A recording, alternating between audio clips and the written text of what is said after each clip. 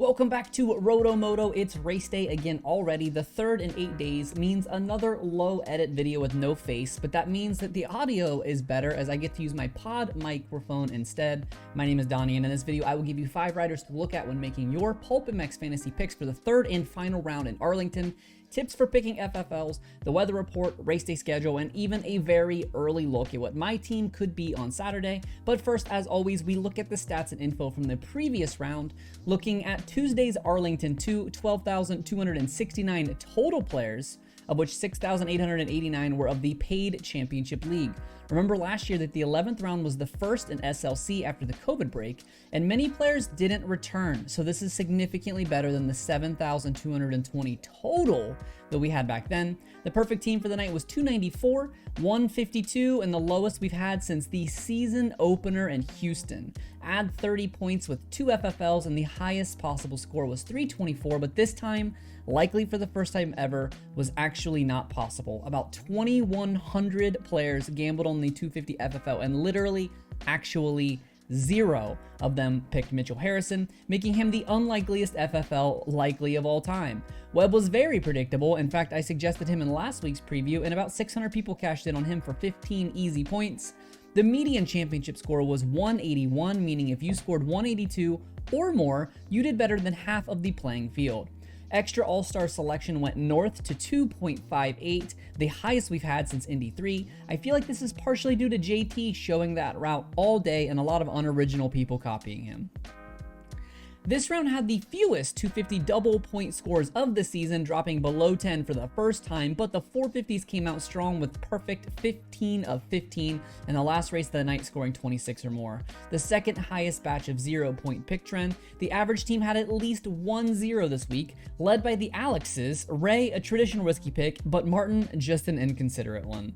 In the RotoMoto League for Arlington 2, someone scored 255, but they didn't bother to add a picture of their profile, so they get nothing. You lose. Good day, sir. Instead, it will go to Matt503, a big Karen Wygant fan, with 246 despite Jordan Bailey's 8. Green Mountain Flyers, the overall #1 in the first week of the season, back on top of the Roto League 11 weeks into their first ever season playing with 2,663 points.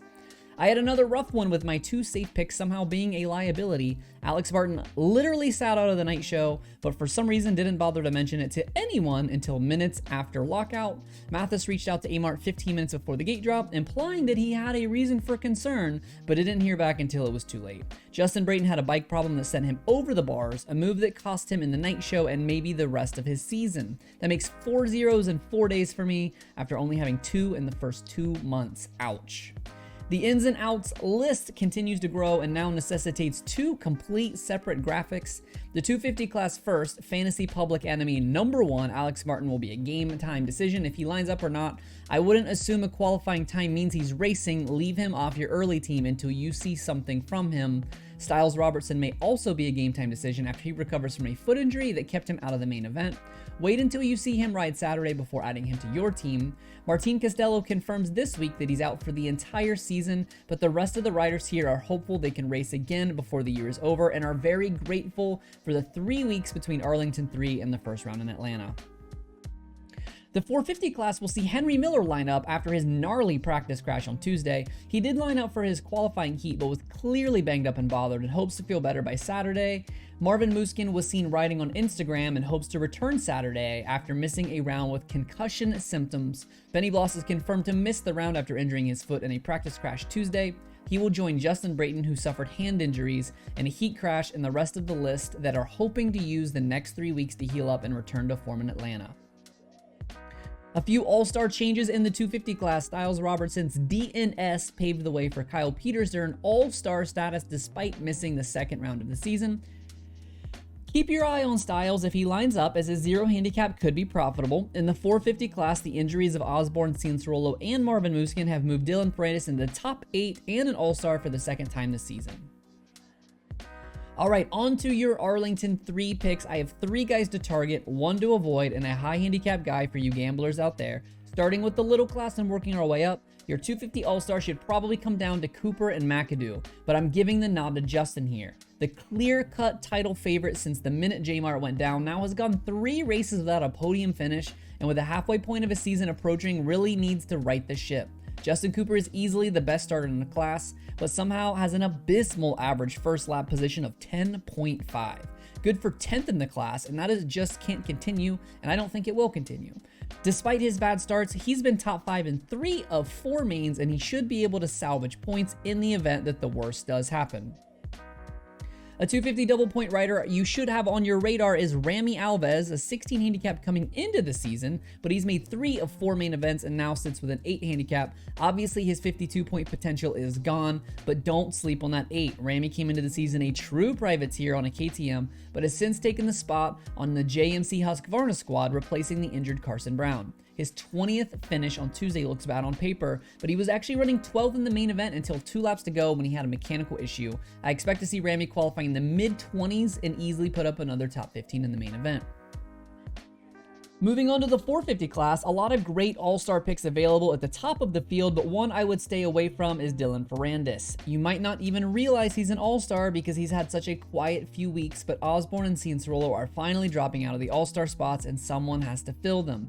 DF has an 8 handicap, but he's only finished top 9 in 5 of his 11 rounds and only 1 top 10 in the past 5, and even that one was barely with an 8.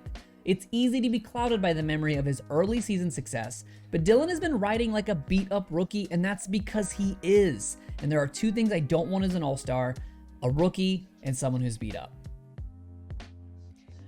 A 450 rider that has been widely overlooked since he made his debut is Max Anstey. The HEP Suzuki rider is one of only 15 riders to make every single main event since he debuted at Orlando 2 and has transferred directly out of the heat in every single one of them and has finished better than he started in every single round as well. Mad Max is one good start away from scoring a major bundle of points, and the tighter the handicaps get in this 450 field, the harder it's going to be to make up those points.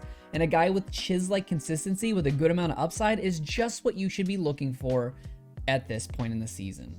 The high handicap hero of the round given to a rider with a handicap of 10 or more that I think has a realistic chance to score massive points this weekend if you're the type of person that likes to sweat out a little LCQ for a big payout. The Triple H for this round is 250 privateer Ryan Surratt. He is not a hot lap hero, and he will not wow you in qualifying with an average of just 33rd fastest. But he rides smart, rides safe, and is the only guy with a handicap over 10 to put it in the main multiple times in this class. He's another guy that has finished higher than he started in every single race he's been in this year, heat races and mains combined, and now that his handicap is written to a 14, even a 20th could be a ton of well-earned points.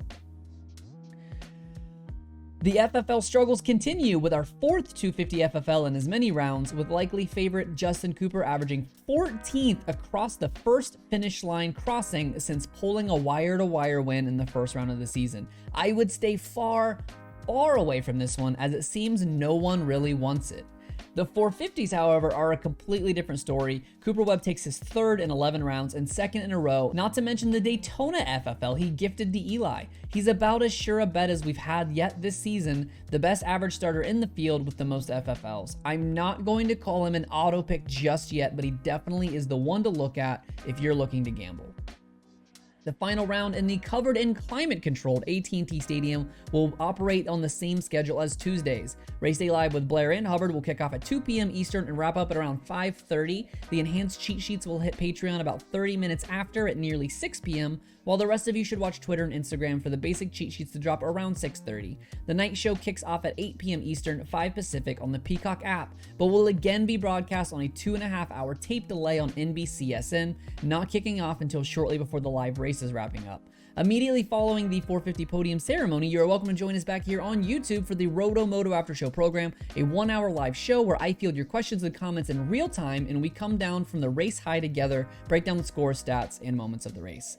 Before I show you my early team for Arlington 3, I just wanted to remind you that this is an entirely privateer operation. I research, write, shoot, edit, and post every single video myself, in addition to making the cheat sheets and other content I post on here, Twitter, and Instagram. If you want to support support me and help the channel grow, please consider checking some of the merch from RotoMoto.co, including our super rad Never Change AMA shirt that you may have seen featured on the PulpMX show, worn by the very handsome Travis Marks. If you are serious about upping your fantasy game, consider subscribing to Patreon for access to an additional podcast for every race, our private Discord server, and most importantly, those enhanced cheat sheets that are packed full of so much race day data, it'll make your head spin. And if you want to support but don't have the scratch to spare, the easiest way to help is by subscribing to the channel, commenting something constructive on the videos, and sharing the social media posts with your friends. All right, on to my picks. My Friday morning team will consist of 250 All-Star Justin Cooper. I'm looking at Jordan Smith at a 1, hoping that he finally finishing a main will give him the confidence boost to put it up near the front. I have Jordan Bailey at a 7. Small concerns with him about his work ethic and effort, but ultimately I think he's an easily a top 15 guy when his bike holds it together. In Star Racing, Yamaha's Jarrett Fry, which doesn't look great on paper given his results, but there is no way a Star Racing Yamaha just straight fails to make the main 2 events in a row. The 450 side, I'm looking at Eli Tomac at a 3. I think Roxon's 3 is a better value, but I'm just concerned with his confidence right now, and Eli top 4 should be simple enough. Marvin Muskin at a +2 for the first non-all-star. Even if he's not 100%, I think a 12th should be considered a terrible day for him. I have Anstey at a 7 for consistent, easy points, and I'll round this off with Brock Tickle at an 8, who was running near 10th before Vince slowed his momentum being down just before the whoops. Definitely out on the 250 FFL, but if Webb qualifies fastest, I'm going to take that confidence to the bank and have him out front from the get-go. Don't forget to follow at RotoMoto on Twitter and Instagram for the qualifying insights, injury reports, stats, and banners as the race goes on, and of course, those ever-important fantasy cheat sheets. And if you want even more help making your picks, be sure to check out and subscribe to RotoMoto on Patreon for access to the enhanced cheat sheets chocked full of more data than you can imagine to help make those huge point picks. I want to give a shout out to the current Patreon supporters. This channel is made possible by good people like Andre C, Greg F, and Cody D. Thanks as always for watching RotoMoto. My name is Donnie, and I will see you on race day.